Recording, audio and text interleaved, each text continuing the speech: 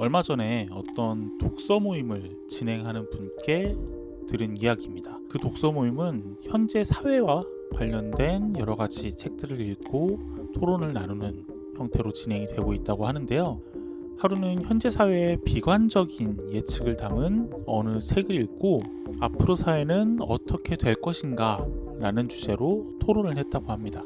주최자분께서는 나름 열띤 토론을 기대를 했는데요. 결과는 생각보다 좀 실망스러웠다고 합니다. 왜냐하면 대부분의 참가자들이 이 사회가 진보할 것이며 퇴보하는 것처럼 보이는 일부 현상들은 차차 해결이 될 것이라는 취지로 이야기를 했기 때문이죠. 이 문제에 대해서 여러분은 어떻게 생각하시나요? 여기 이런 생각에 격하게 공감했음직한 철학자가 있습니다. 바로 18세기 독일의 철학자인 게오르크 헤겔인데요. 그는 오로지 이성만으로 세상의 진보가 가능하다고 믿었던 계몽주의자들과 달리 인간의 역사성에 주목을 했습니다. 변증법이라고 불리는 그의 이론은 인간과 사회의 역사성과 발전 과정을 설명하는 내용을 담고 있습니다. 그에 따르면 모든 개념은 모순되는 개념을 내포하고 있으며 이 모순은 보다 새롭고 풍부한 개념이 원래의 개념에서 나타남에 따라 해소됩니다. 가령 자유라는 정이 있다고 생각을 해보죠. 그러면 이에 반하는 속박이라는 개념이 존재할 겁니다.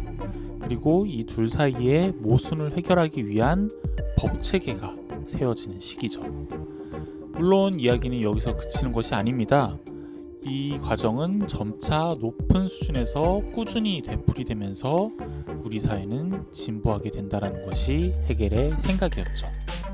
하지만 미국의 공상과학 소설가이자 생화학자인 아이작 아시모프는 자신의 대표작 바로 이 파운데이션을 통해 이런 견해를 통렬하게 비판하는 것 같습니다. 이 책의 줄거리는 이렇습니다. 때는 은하 기원 1만 2천년경입니다. 이미 인류가 지구라는 하나의 행성에 살았다는 것도 또한 제1은하제국이 아닌 다른 체제가 존재할 수 있다는 사실도 잊혀져 버린 지 오래된 시기죠. 그곳의 수학자이자 과학자인 해리 셀던은 자신이 개척한 학문인 심리 역사학을 통해서 인류와 제국의 미래를 예측합니다.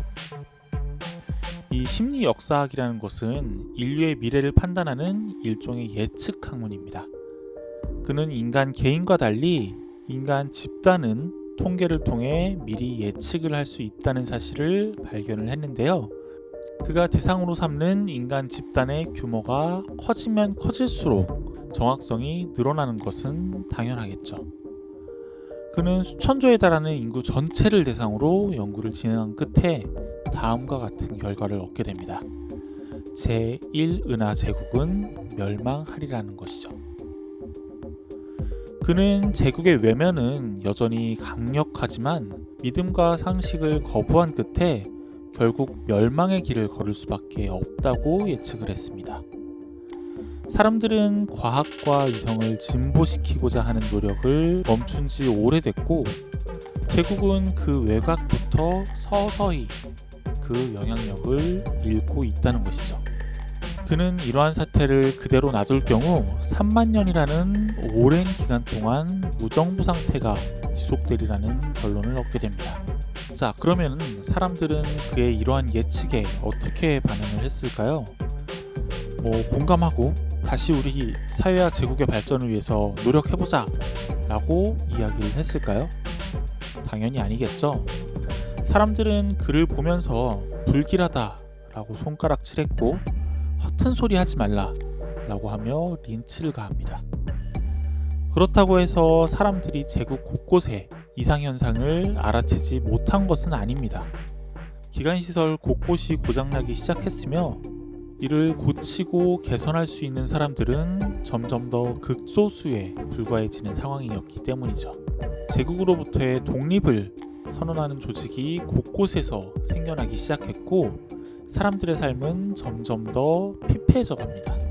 사람들은 해리 셀던의 예측을 믿지 않은 것이 아니라 단지 믿고 싶지 않았던 것뿐이죠. 자, 그러면 우리 사회를 한번 되돌아보도록 하죠. 우리 사회는 오롯이 진보와 발전만을 거듭하고 있나요? 환경 문제에 무관심한 끝에 북극의 넓고 광대한 빙하는 한 줌 얼음 조각으로 남게 되었고, 세계 곳곳은 여전히 분쟁과 폭격으로 신음 중입니다. 나중에 우리는 과연 이것이 합을 위한 반의 과정에 불과했다고 이야기할 수 있을까요?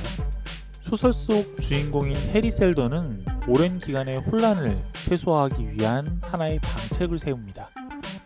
이를 극복할 집단이자 국가인 파운데이션을 설립하고 이들이 다시 진보를 향해 나아갈 수 있도록 도와주는 것이었죠.